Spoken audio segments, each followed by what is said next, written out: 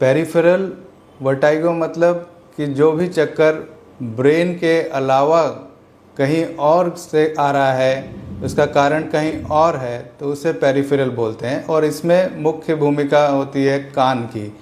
हम सब लोग जानते हैं कि कान का काम होता है सुनाई देना, लेकिन कान का एक और महत्वपूर्ण काम होता है, वो है शरीर को बैलेंस बनाना। कान के अंदर का जो हिस्सा होता है, जिसे हम लोग इनर ईयर बोलते हैं, उसमें 3 नलियां होती हैं जिसको हम लोग सेमी सर्कुलर कैनाल बोलते हैं। उन सेमी सर्कुलर कैनाल्स के अंदर कुछ फ्लूइड या पानी जैसा चलता रहता है। उस पानी की मूवमेंट से ब्रेन को इन्फॉर्मेशन जाती है कि हम लोग बैठे हैं, कि खड़े हैं, कि हम चल रहे हैं, कि हम लिफ्ट में हैं या हम कार में जा रहे हैं।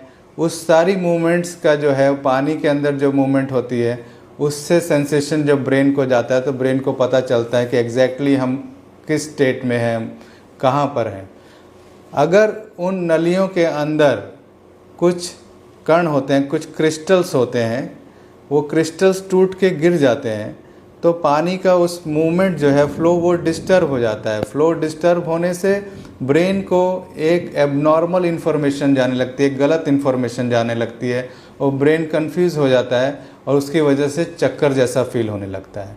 इस पर्टिकुलर स्टेज को हम लोग बोलते हैं BPPV, benign proximal positional vertigo. ये एक बहुत ही कॉमन बीमारी है जो कि हमारी पेरिफेरल डिजीज़ से मिलती है। इसके अलावा होता है मीनियर्स डिजीज़। मीनियर्स डिजीज़ में उसी फ्लूइड की मात्रा इनर ईयर में बहुत ज़्यादा बढ़ जाती है, जिससे प्रेशर बनता है और उससे चक्कर आने लगता है। उसमें साथ साथ में कान में टिनाइटस या सनसनाहट भी फील होता है। और पेरिफेरल में कान का एक और कारण होता है चक्कर का, वो होता है वेस्टिबुलर न्यूराइटिस।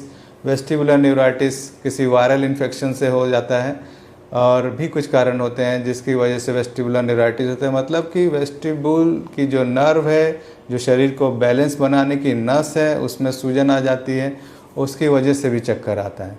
तो ये कारण होते हैं वेस्टिबुलर न्यूराइटिस के या वर्टाइगो के, जो कि पेरिफेरल कारण है।